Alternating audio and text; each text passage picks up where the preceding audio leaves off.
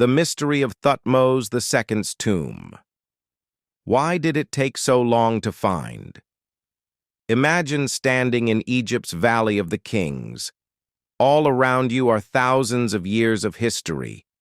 Beneath these mountains lie the tombs of pharaohs, priests, and members of royal families. But one important tomb seemed to have disappeared. It belonged to a man who ruled Egypt nearly 3,500 years ago. His name was Thutmose II. He was a pharaoh of the 18th dynasty, the husband of the famous Hatshepsut, and the father of the future ruler, Thutmose III. Yet for decades, archaeologists could not be certain where his original tomb was located. And then, in 2022, Egyptian archaeologists announced the discovery of a tomb that they linked to Thutmose II. But the story turned out to be much more complicated than it first appeared. Why was the tomb located so far from the main royal burial area? Why was so little of the original burial equipment left inside? And why had archaeologists spent so many years searching for it? Today, let's uncover the mystery. The pharaoh between two great rulers. To understand the mystery of Thutmose II, we first need to travel back more than 3,000 years. This was the beginning of Egypt's powerful 18th dynasty. Egypt was becoming one of the strongest civilizations in the ancient world. Its armies were expanding Egyptian territory. The kingdom was becoming wealthier, and a royal family was emerging that would leave an enormous mark on history. Thutmose II was the son of Thutmose I, but after his father's death, his position was not quite as simple as it might seem. He married his half-sister, Hatshepsut. Royal marriages like this helped strengthen the dynasty. But Thutmose II appears to have suffered from poor health. His reign was relatively short. After his death, his son, Thutmose III, was supposed to become king. But Thutmose III was still a child. Hatshepsut therefore became increasingly powerful. Eventually, she became pharaoh herself. That is one reason why Thutmose II is often overshadowed by his famous wife. But his death and burial played an important role in the history that followed. Where was the pharaoh supposed to be buried? During the New Kingdom, pharaohs were generally buried on the western bank of the Nile near ancient Thebes. Later, this area became famous as the Valley of the Kings. It contains the tombs of rulers whose names are now known around the world: Thutmose III, Amenhotep II, Tutankhamun, Seti I, Ramesses VI. But Thutmose II created a problem. For a long time, researchers could not confidently identify the location of his original tomb.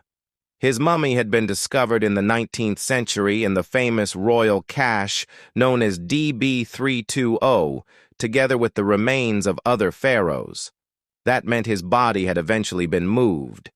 But where had he originally been buried? That question remained unanswered for years. Why was his tomb so difficult to find? One reason is the complicated history of the Valley of the Kings. Thousands of years have changed the landscape. Ancient tombs were robbed. Later burials may have covered older entrances. Rock falls could hide passageways, and flash floods damaged some of the tombs. Finding a royal tomb after 3,000 years is therefore not simply a matter of looking for a doorway. It is a search for a tiny entrance hidden among enormous cliffs. There was another problem. Researchers knew that Thutmose II must have had a royal burial, but archaeological evidence did not provide a clear answer about its location. An unexpected discovery. In 2022, an Egyptian archaeological mission discovered a tomb in the western part of Luxor. At first, it did not look like the discovery of a lifetime. The tomb was located away from the main concentration of famous royal burials. But inside, archaeologists found important clues: fragments of funerary equipment, alabaster vessels, and inscriptions that connected the discovery with Thutmose II.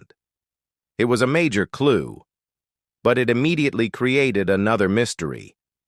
Why was the tomb located there? And why was it almost empty? The water that changed everything. One of the most interesting features of the tomb is connected with water. Researchers found evidence that the tomb had been severely affected by ancient flooding. Layers of sediment had accumulated inside. Water had entered the burial chambers and damaged their contents.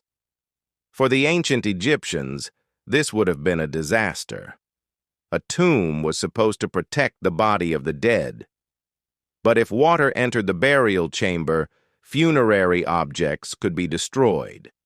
The passageways could become unusable, and the entire burial could be compromised.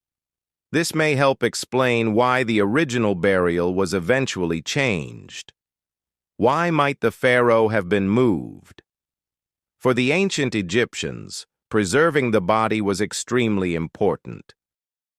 They believed that existence after death depended partly on preserving the body and performing the proper funerary rituals.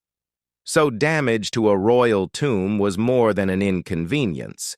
It could become a serious religious problem. If flooding had damaged the tomb of Thutmose II, priests may have decided to move his remains elsewhere. This could help explain why his mummy eventually ended up in DB 320. But there is an important point to remember. We cannot reconstruct every step of this process with complete certainty. Archaeology gives us fragments of evidence. Researchers then try to connect those fragments into the most likely explanation. What happened to the original tomb? Perhaps the most interesting possibility is that the discovered tomb was not the final resting place of Thutmose II. It may have been his original tomb. After flooding damaged it, the royal remains and funerary objects could have been moved. That would explain one of the most unusual features of the discovery. Why was so little left inside? Because the most important objects may have been removed in antiquity, not necessarily by thieves, but by people attempting to save the pharaoh's burial. If that interpretation is correct, then this was not simply a robbed tomb. It may have been a tomb deliberately abandoned because the ancient Egyptians were trying to protect the king's remains. But where was Thutmose II himself? This remains one of the most fascinating questions. His mummy was discovered in the royal cache of DB 320. This hidden tomb was used to protect the remains of numerous pharaohs from grave robbers. That means the body of Thutmose II may have gone through several stages. First came the original royal burial, then came a later transfer, and centuries afterward, his mummy was hidden in DB 320 together with other royal remains. It is an extraordinary story. The pharaoh died nearly 3,500 years ago. A tomb was built to preserve him for eternity. But even in antiquity, that tomb may have had to be abandoned. His body was moved. His funerary equipment was altered or relocated. And eventually his mummy was hidden once again. Thousands of years later, archaeologists began reconstructing that journey. Hatshepsut and the fate of Thutmose II. There is another reason why this tomb is so fascinating, and that reason is Hatshepsut. After Thutmose II died, she became one of the most powerful figures in Egypt. At first, she served as regent for Thutmose III. Eventually, she took the full title of pharaoh herself. She built the famous temple at Deir el-Bahari. She sponsored major building projects. She organized successful trading expeditions. And she became one of the most famous women in ancient history. But the story of Thutmose II remained much less prominent. His tomb now gives us another perspective, not simply the story of a great queen, but the story of the man whose death helped create one of the most extraordinary periods in Egyptian history. Why is the discovery so important? Because archaeologists did not simply find another ancient tomb. They gained new evidence about how Egyptians created, used, repaired, and sometimes abandoned royal burials. We often imagine an Egyptian tomb as a place that was sealed and never touched again. But reality was much more complicated. Tombs could be damaged. They could be repaired. Mummies could be moved. Funerary objects could be reused. Entire royal burials could be transferred from one location to another. The story of Thutmose II demonstrates this especially well. The mystery remains. And yet the story is not over. Even if the discovered tomb is indeed connected with Thutmose II, archaeologists still have questions. What exactly did the original burial look like? Which objects were originally placed inside? When exactly was the mummy moved? Who made the decision to move it? And how many more royal burials are still hidden beneath the cliffs of Luxor? Future excavations may provide new answers, or they may create entirely new mysteries, because the Valley of the Kings has not revealed all of its secrets. The final mystery. Nearly 3,500 years ago, Thutmose II was the pharaoh of one of the most powerful civilizations on earth. He died. His body was prepared for eternal life. A tomb was built for him. But time proved stronger. Water entered the tomb. The burial may have had to be changed. The mummy was moved. And centuries later, it was hidden again with the remains of other Egyptian kings. Then thousands of years passed, and archaeologists discovered the traces of that extraordinary journey.